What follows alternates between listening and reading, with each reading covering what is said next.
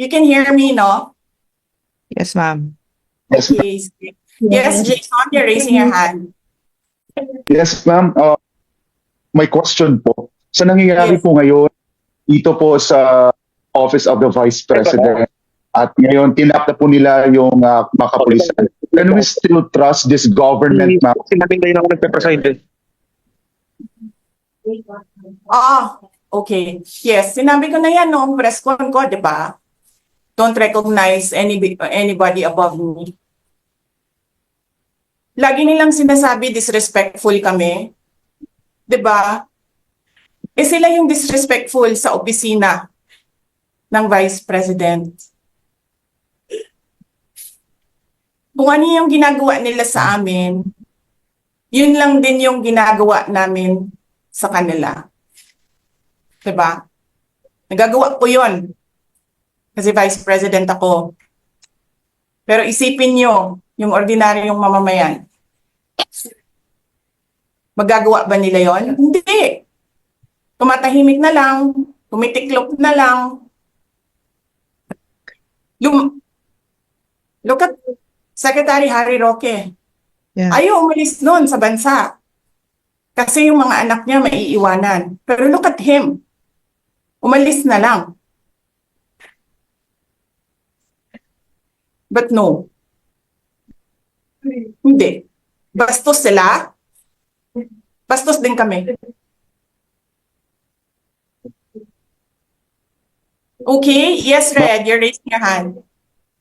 Ma'am, good morning po ma'am. Sorry to ask this question kasi of course after this po ma'am magkakaroon naman po ng statement yung mga congressman natin, yung goons, sasabihin nila it's all drama and all. Ay siguro ma'am agahan niyo na po siguro i-rejoinder sa kanila kasi I know na after this ma'am, magkakaroon na naman po sila ng statement, parang babaligtad nila yung sitwasyon at babaligtad nila yung opisina ninyo ma'am. Siguro that's for me for my end dito for my Asan last yung question. nagtataas ng kamay na icon? Okay. Kumakit. Ay, sorry. Hold on na. Okay. Yes. Kasi ganito yan.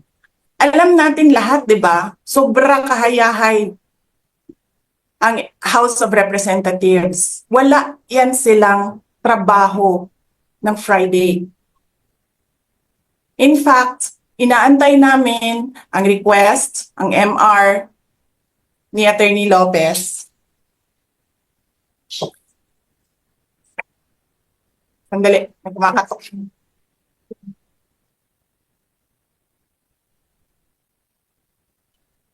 Ay, sorry.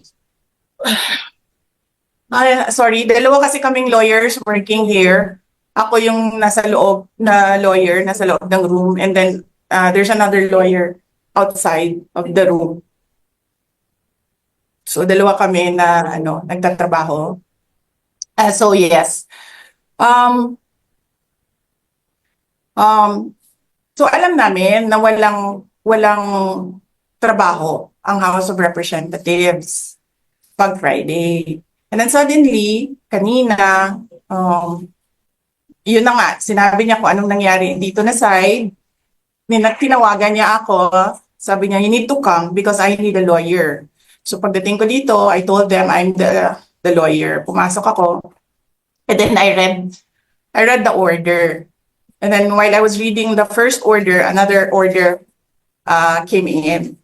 And then, nakita ko doon sa order nila na parang by unanimous vote, parang ganyan. And then sa akin naman, parang, paano kayo nag-meeting? Wala nga kayong trabaho pag Friday. Sobra kahayahay ninyo ng mga tao. Kaming lahat, sa Office of the Vice President, Monday to Friday ang mga trabaho namin. Sa ibang opisina, Monday to Friday. I'm not saying na bawal yan. But, alam mo yun, that is something that civil service should think about.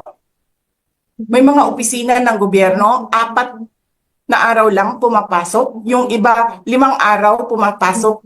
Nandyan sa daan, sa init, sa ulan, nandun sa bundok, naglalakad. tumatawid ng mga sapa, Monday to Friday, mga government employees.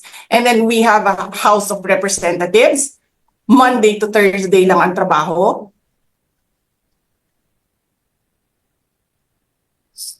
The civil service should rethink that. Ganyan. So anyway, wala sila. Wala silang trabaho. So hinahanap ko, where is this special doon sa order? Where is this special committee meeting that happened? Because they need the permission of the majority leader and the speaker. Kasi nga walang trabaho eh. So kailangan nila ng permission. Wala nakalagay doon. So how is that a legal order? Tapos nakalagay pa sa second order nila, I violated security regulations when I visited.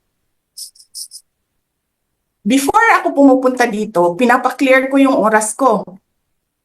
11 to 1, 4 to 5.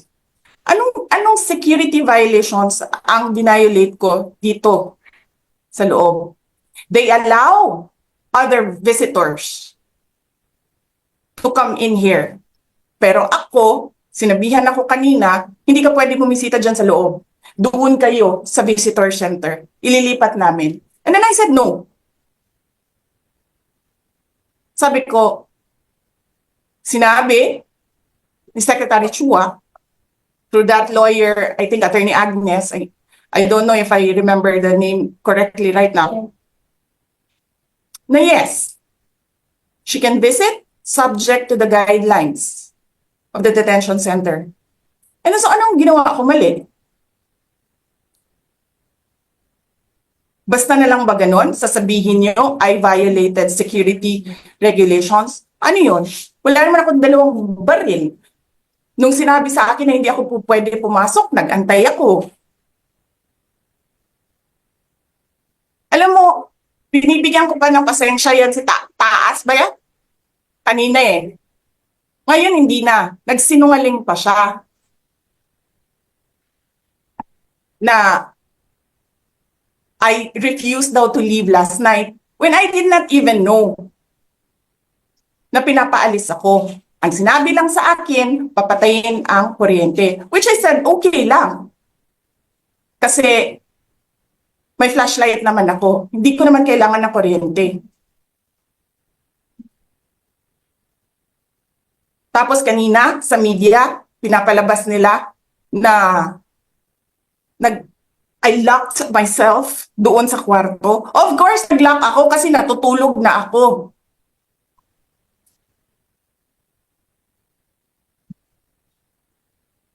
Tapos, what? Bawal ako magstay sa opisina ni Congressman Pulong Duterte. Bakit? Is not that government property? I was allowed by the lawful occupant and possessor of that office to stay there, to assist a detainee who is inconsolable right now,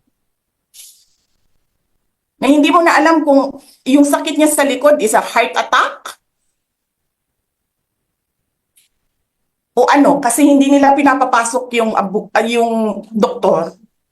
'Di ba? So yes, hinahanap ko kanina. Sabi ko, where is this permission from the speaker? Na meron kayong committee hearing kanina in the dead of the night to give an order na i-commit doon sa correctional facility. And where is the rule that says kapag may violation sa detention facility ay ililipat sa correctional facility? Ano yun? You make rules as you go along? Ano yun? Di ba dapat sa demokrasya, there's a rule of law? And then they make rules as they go along? Kung ano lang, whatever pleases the speaker, get her out of the House of Representatives kasi hindi siya dapat nandiyan. Bakit? Pagmamayari niyo ba itong compound na ito? And then sasabihin pa nila sa akin na there is a threat to my life inside the batasang pambansa? Why is there a threat to my life? This is the most secured facility because nandito lahat ng mga spoiled brat sa ating bansa. Tapos, sasabihin pa nila, well, pabigat ka sa amin kasi kailangan namin dagdagan ang security mo. Bakit? Trabaho ba nila magbantay sa akin?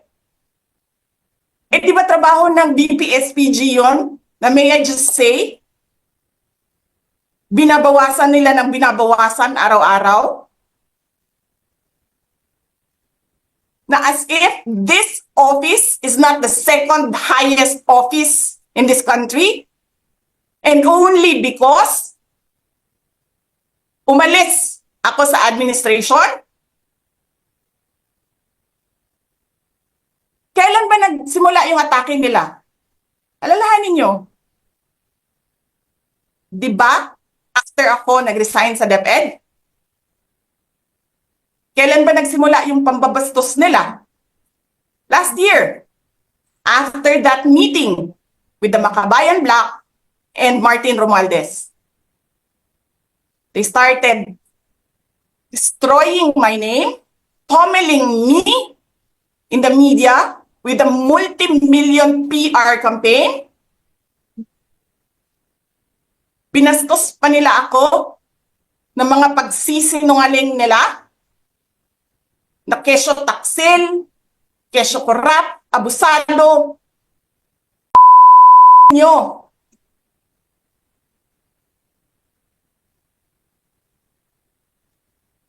Sino ang korap? Yung mga congressman na yan na nag-hearing, anong sinasabi nila?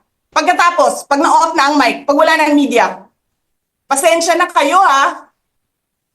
Kailangan kasi namin ng pera. Mag-eleksyon na kasi. Pakisabi kay Sara ha. Hindi ko naman gusto tong ginagawa ko eh. Hindi mo pala gusto ginagawa mo eh. Bakit mo sinisira pangalan ko? Joel Chua.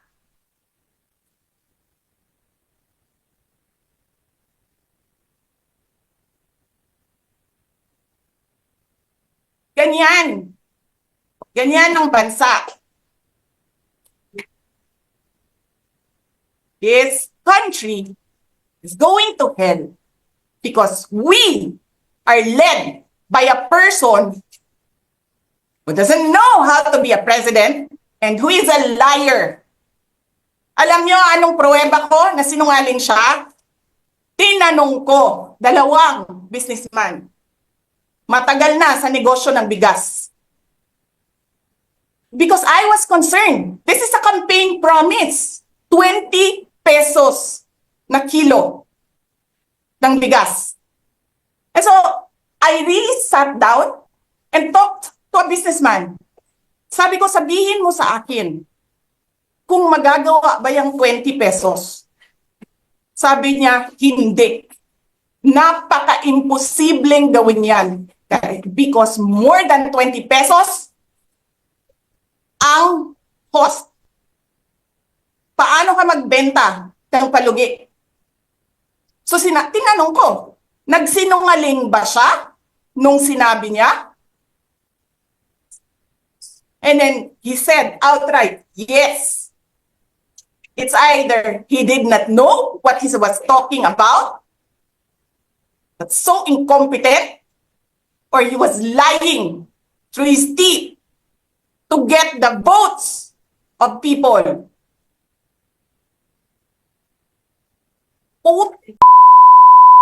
Ninyong lahat. Martin Romualdez, Lisa Marcos, Bongbong Marcos.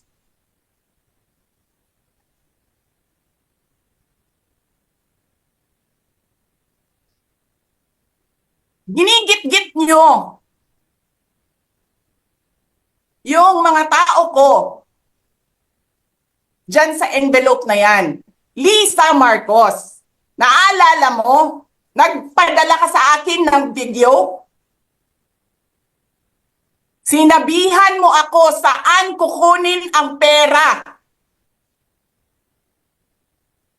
pinakita mo ang muka ng tao doon sa video message mo. Hi, Nikki! This is she's been working with us for the longest time. We trust her. You sent me written instructions about money. Millions a month. Anong nakalagay doon sa envelope? DepEd. Anong ginawa ko? Binigay ko sa DepEd.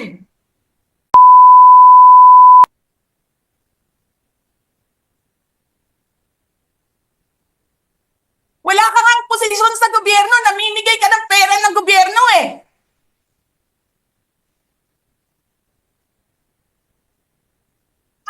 Sisirain mo yung tangal ng mga kasama ko sa Office of the Vice President.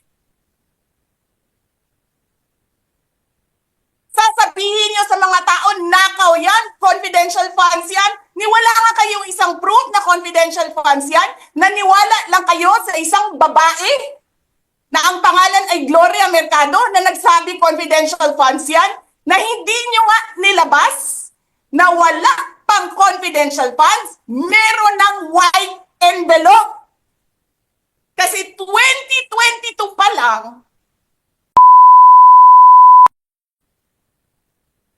may utos na ng pera sa DepEd.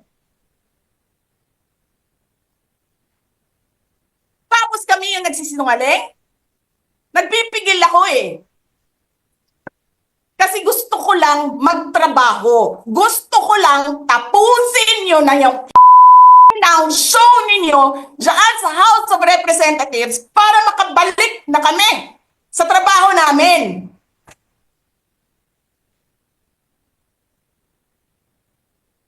Tapos ganyan ang gagawin ninyo sa amin dahil hindi kami sumusunod sa inyo? Dahil ayaw na namin tumulong sa inyo?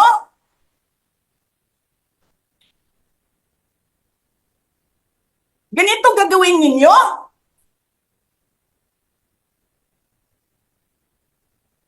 Presidente ka, may speaker ka na involved sa bribery ng Supreme Court justices. May video, may kaso, may witnesses. Hindi mo tinanggal yung speaker mo. Pinabayaan mo siya abusuhin ang pera ng bayan. Paikot-ikot sa buong bansa, namimigay ng pera na para bang kanya yung pera.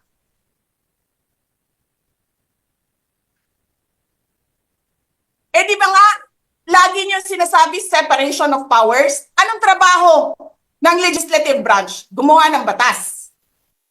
Anong ginagawa ni Martin Romualdez? Nagdidirect ng DSWD, namimigay ng ayuda,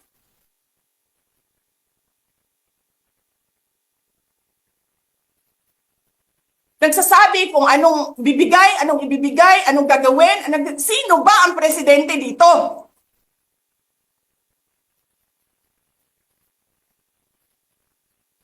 Alam nyo, alam namin, mali ang ginagawa ninyo. Sinabihan ko lang mga kasama ko sa Office of the Vice President, pasensya na, sumunod na lang tayo para matapos na sila.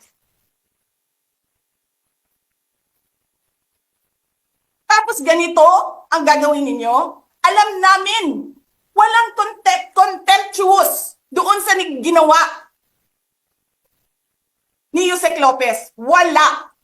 Lahat ng tanong, sinagot niya. Pumunta siya. Maayos siya kumausap. And then sasabihin ninyo sa amin, bakit kami susulat sa COA? Bakit hindi kami susulat sa COA? Hindi tapos ang appeal namin. Hindi tapos ang audit namin. Tapos buhaghag na ninyo tanan ang gisubmit namo sa COA.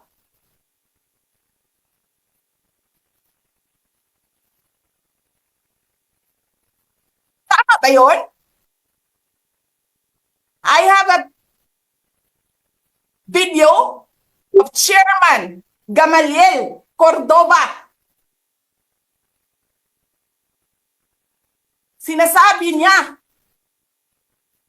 mali ang ginawa niya. Tama ba yun? Ikaw ba ang auditor? Ikaw ang appeals. Wala pa kaming audit? Sasabihin mo na mali kami?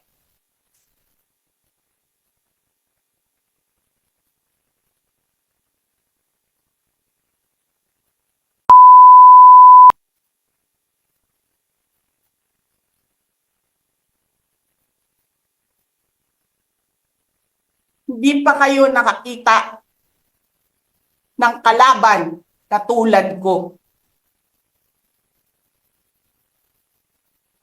Nagpigil ako na nagpigil.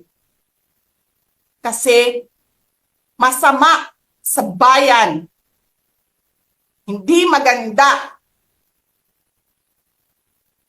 ang political instability.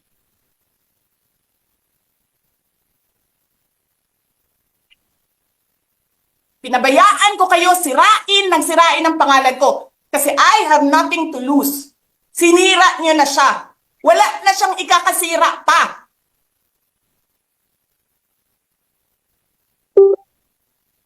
Tapos ganito ang gagawin niyo.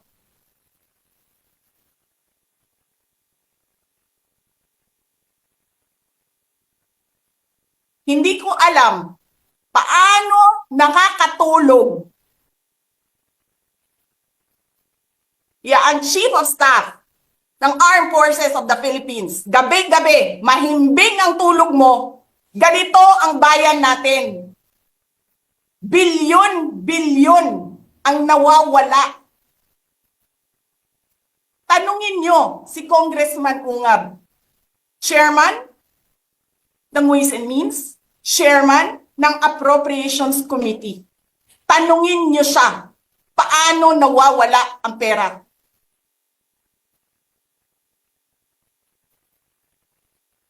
Paano nyo ginagel ang pera ng Department of Education?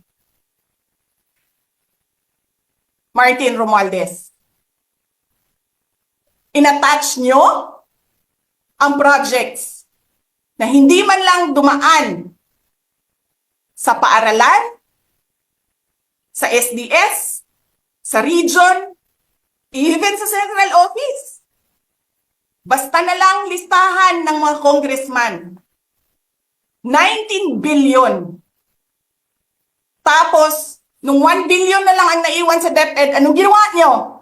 Kinuha nyo ang 5 billion sa repairs, nilipat nyo para mukhang lumaki ang pera.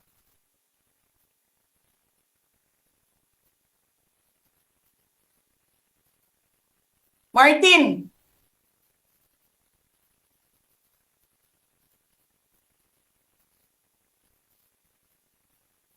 nangangampanya tayo. Nakasakay tayo sa eroplano. Magkatabi tayo. Nagrereklamo ka, walang pera. Kasi, ano sabi mo? Gium-um ni Lisa Marcos o ni BBM ang kwarta.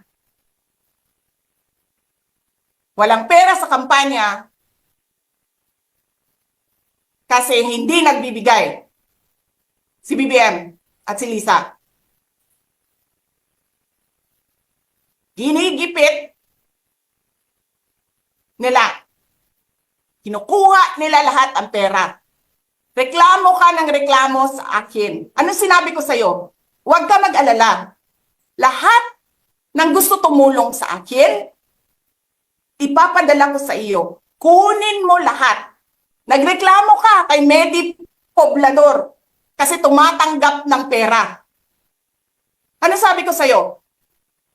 Kausapin mo si Medi, kunin mo lahat ng pera. Lahat ng makuha mo na gustong tumulong sa akin, kunin mo. Gastusin mo. Ano sabi ko sa'yo? Pasensya ka na. wala ka ng pera. Ano sabi mo sa akin? Sabi mo sa akin, okay lang. Pag nanalo kayo, babawiin ko lahat yan. Hindi ko naman alam, ang buong akala ko, babawiin mo sa negosyo mo. Legitimate businessman ka naman eh. Mina, pagsira sa kalikasan, legitimate na pagsira sa kalikasan, negosyo mo. Media, negosyo mo. Ano pa bang mga negosyo ni Martin Romualdez? Sulat niyan lahat. Akala ko magninegosyo ka lang. Kasi businessman ka naman. Hindi ko naman alam, binubulsa mo. Ibubulsa mo, kakamkamin mo ang legal na pera at illegal na pera. Tanggap ka sa illegal, tanggap ka sa pogo. Pinaalis nyo lahat ng kompetisyon ninyo, naiiwan ang pogo mo. Tanggap ka, pogo. May nagsasabi pa, tumatanggap ka sa smuggling, sa droga. Tapos kuha ka dito sa National Treasury. Akin ito, akin ito. Babawiin ko lahat.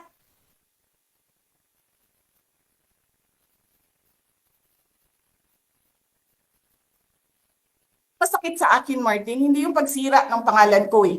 Ang masakit sa akin, maalis mo man ako sa presidential race, hindi pa rin ikaw ang presidente. Walang boboto sa'yo. Please lang. Wala.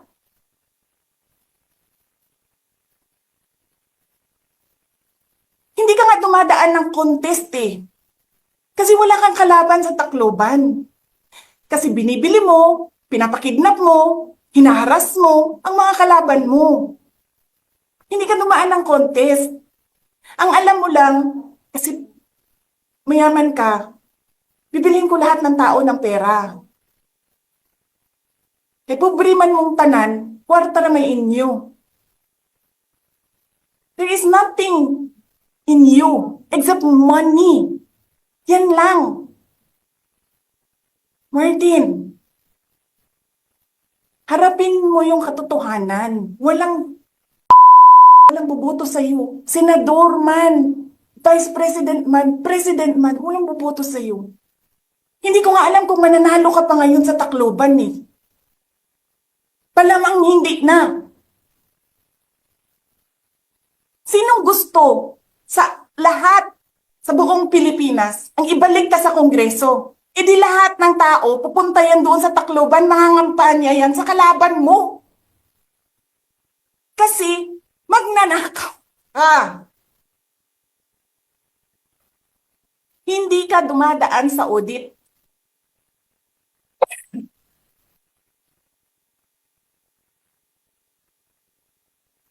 Milyon-milyon, buwan-buwan, certification lang ng congressman.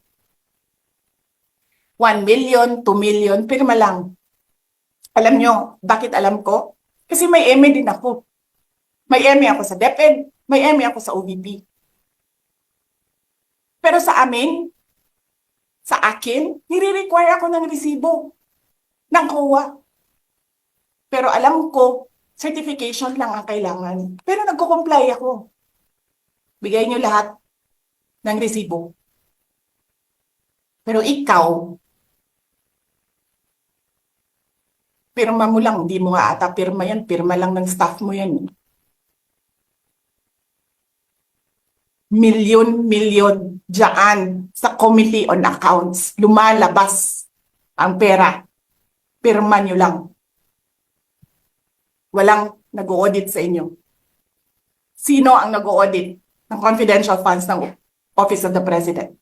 Wala.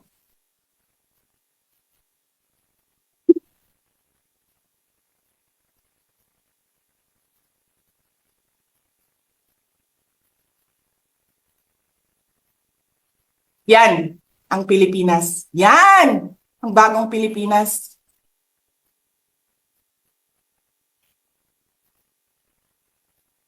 Kriminal ang speaker.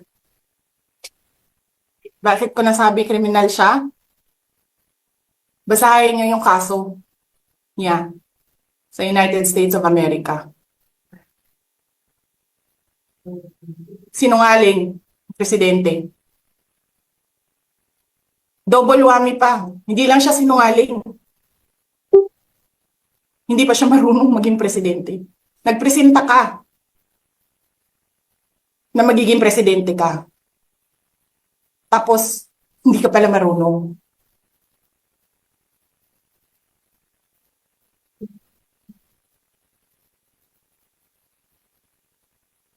Sarap-sarap ng kain ninyo, buffet, dyan, dito, sa House of Representatives.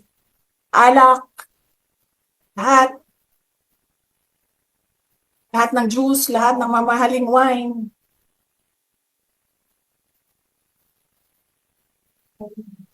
Pero yung taong bayan na pinamisan ninyo ng 20 pesos na rice, yung taong bayan na hindi ninyo pinupuntahan sa mga komunidad nila, ano sabi nila? Asin lang okay na mi, anad naman mi ana. Ganyan ang bayan natin. Okay na lang kami sa asin. Saan ka nakahanap ng bayan na ang tao, because of their hopelessness, because there is no functioning government, umukay na lang sa asin.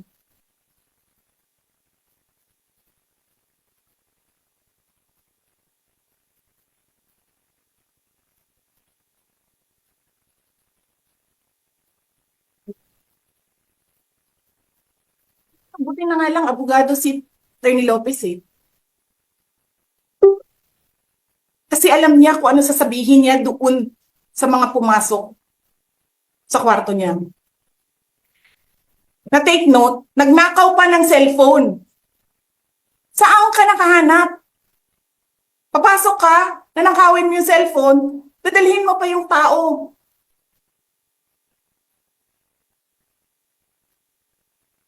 Huwag kang mag-alala, ma'am, sa security ko. Kasi may kinausap na ako na tao. Sinabi ko sa kanya, kapag pinatay ako, patayin mo si BBM, si Lisa Araneta, at si Martin Romales. No joke. No joke. Nagbilin na ako, ma'am.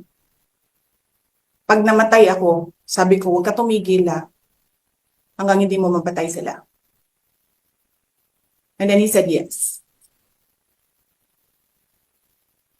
So, alam mo ma'am, yan ang lagi kong sinasabi sa Makabayan Blanc nung mayor pa ako. Ang laban, wala dyan sa EDSA ma'am. Wala dyan sa mga highway. Ang laban ma'am nandun sa loob ng palasyo. Yan ang problema. We appreciate yung expression ninyo ng disgust, ng pagkamuhi, ng hopelessness, kasi it reflects kung ano yung nararamdaman ng marami, milyon. Alam ko yan, ma'am, kasi kahit saan ako pumunta, ako ang sinasabihan, binoto namin yan dahil sinabi mo, iboto namin.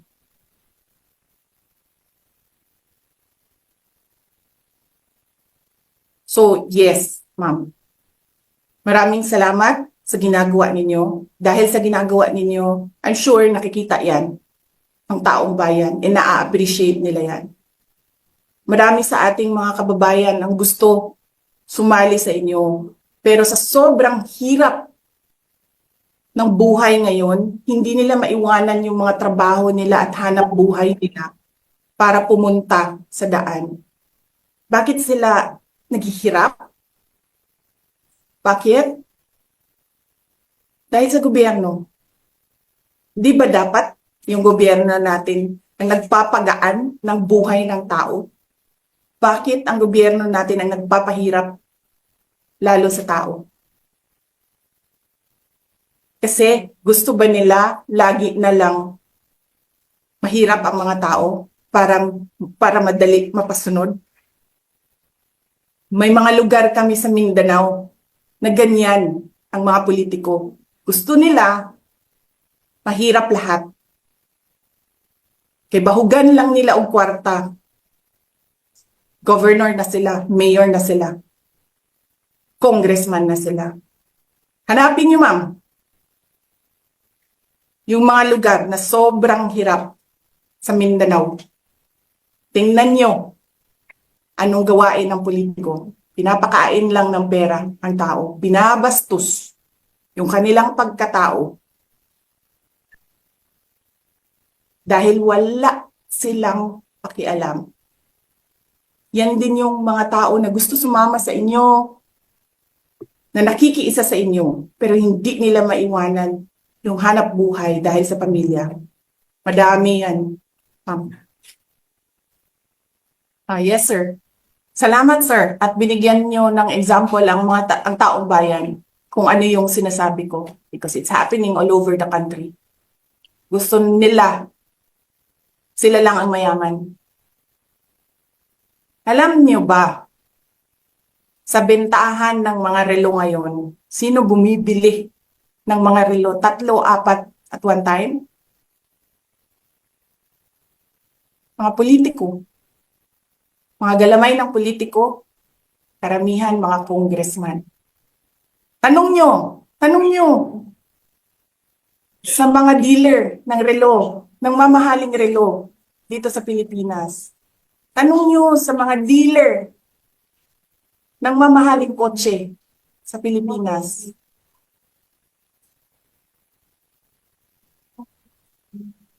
Ang mga congressman.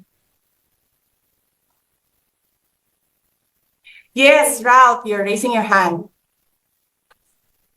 Hello po, VP. Good evening po. I would like to take this opportunity po to ask po kasi recently po may parang statement si former President Rodrigo Duterte advising you po na kung pwede po is mag-retire ka na po sa politics. Wag ka na po daw umambisyon ng higher position sa maybe 6 years from now, yung presidential elections. Can I get your reaction po regarding this matter? Yes, oo, darating tayo dyan. Sigurado ako na hindi ako sasali sa politika. Okay po. Thank you po, VP. Hindi lang natin alam kung kailan kasi hindi natin alam ang mga plano ng Diyos. I mean, man can only plan, but God's purpose that will prevail. Yan yung commitment ko, Lopez. Yan yung commitment ko sa lahat ng OVP person. Maguguluhan na ako. Kasi lang bilang. Na sasamahan ko sila. Kung ano yung gusto nila, yun yung gagawin namin. So, sasamahan ko sila. Yes sir, nandyan sila sa labas. Pero talaga, totoo. Bakit kayo maglilipat ng tao sa loob ng correctional? Convict ba ito? Accused ba ito siya of a case? Of any case? Ano ba yung correctional facility? Di ba dapat sa mga akusado yon? At sa mga convicted? Di ba dapat kay Franz Castro yon? No. That is something to think about, no? Sa mga mambabatas. Yung pwede ka maging congresswoman, pwede ka maglakad dyan, pending your appeal. Which, by the way, pag in-overturn yan, regalo yan ni Martin Romualdez kay Franz Castro. Kanina, pumunta sa akin yung Sergeant at Arms doon sa office ni Congressman Pulong Duterte. That was 6 p.m. Sabi niya sa akin, sabihin mo 5 p.m. Sinabihan pa niya ako magsinungaling. That was 6 p.m. Okay? At that time, Walang order. So between, sabihin na natin 15 minutes siya doon. 6:15 hanggang 12 midnight, nakapag-gawa siya ng report, nakapag-meeting ang committee. Nasaan yung meeting? Pakita nyo sa akin yung minutes. Pakita nyo sa akin. Sabihin nyo, Zoom. Kahit hindi nyo ma-determine ang quorum sa Zoom, sige, sabihin natin tama yung Zoom. Nasaan ang picture ng Zoom ninyo? Nasaan ang minutes ng meeting ninyo? Nasaan ang pirma ng committee secretary sa minutes ng meeting ninyo Oo, para kayo dyan lalabas kung sakali. para kayo mag-issue ng order between 6:15 12 midnight. Yan yung sinasabi ni Atty. Lopez. Walang batas ang Pilipinas ngayon. Wala na. Bastusan siya. Tapos nagagalit sila.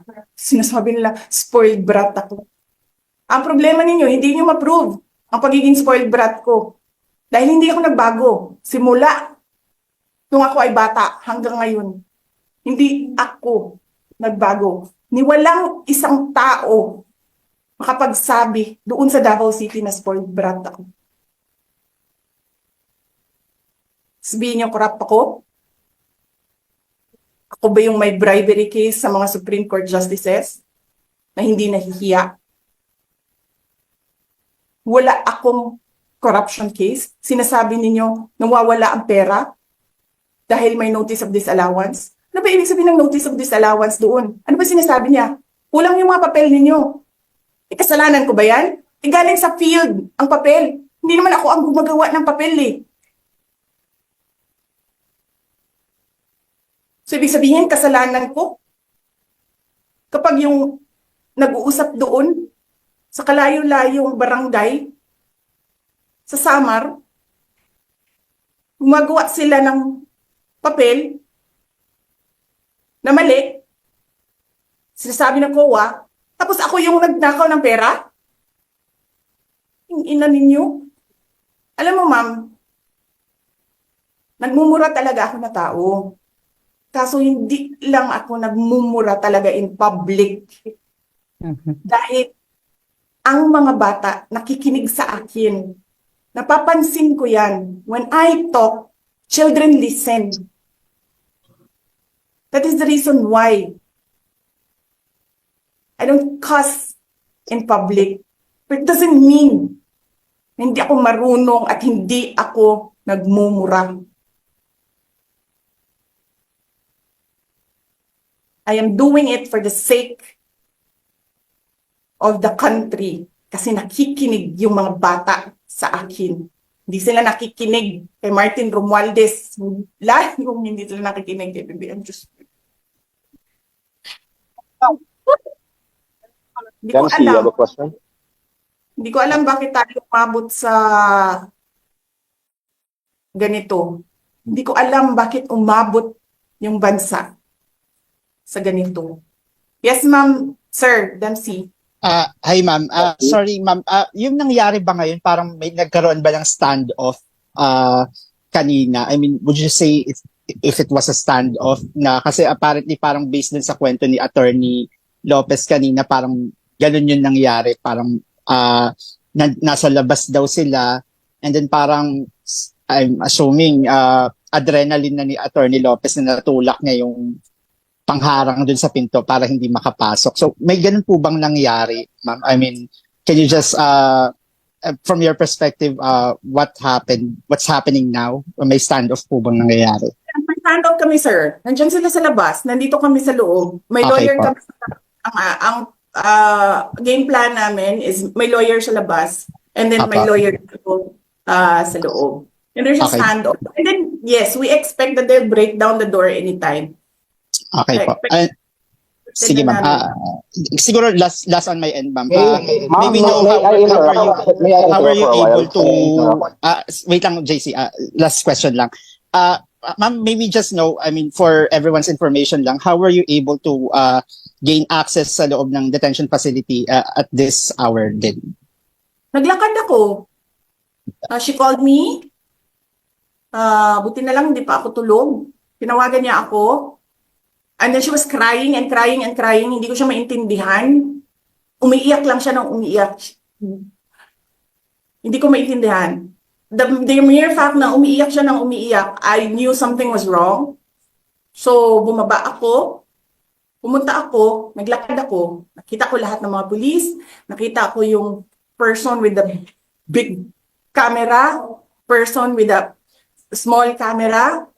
And then sabi ko, where is she? Nobody answered. So dumiretso ako dito sa kwarto. And then kumatok ako. Sabi ko, si Sarah to, papasukin niyo ako. And then she said na, I want you to be my lawyer now. And then I said, okay, sige. Okay, ma'am. Thank you. Ma'am, may I interrupt? I was just informed by some members of the media station here at PCTV Station 6. Napapasok daw dyan ngayon si tatlong sasakyan carrying si PNP Marfil. Sa loob ng detention facility. Ito na nga, tanaw na sa labas. Yes. Alam nyo, the police can only implement legal orders. Sabihin niyo sa amin, mga congressman, sabihin niyo sa amin, paano naging legal order yan? Hindi nyo nga sinulat that you have the permission to conduct a meeting. Wala nga kayong opisina ngayon. Paano kayo nakagawa ng order from 6:15 to 12 midnight? Sino nagre-respeto kay Marbil ngayon? Yung mismong mga pulis niya, hindi siya nire-respeto. Dahil sinungaling siyang tao. Yes, Ma'am Lorraine, you're raising your hand. Ma'am, Vice President, good evening. Sorry, The- Mama. Sorry. Yeah. Sorry. Yes, Yung ma'am. doktor, yung ambulance, ayaw nila papasukin. Si Marbil, who has nothing to do with this thing here ngayon, papasukin nila. Oh, yan ang tanong namin. Saan ang batas dito?